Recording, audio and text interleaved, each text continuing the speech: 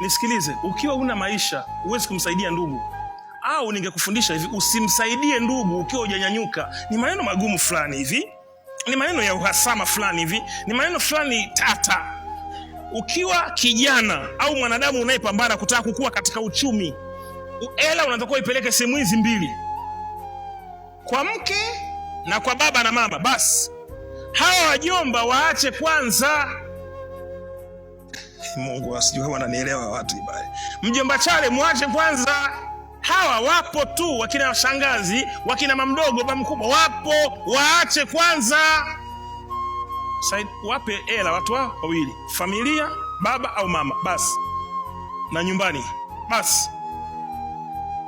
Hela yote inayobakia ni mradi wa upande juu kwanza. Yusufu alikuwa na nini? Na safina yake, si ndio? Na ramani yake.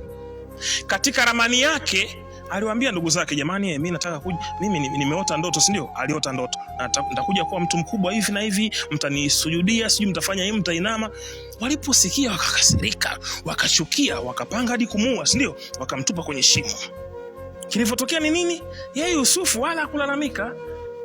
Wewe usiwalalamikia ndugu hapo tu hivyo, wanakera ndugu, haje kutokea.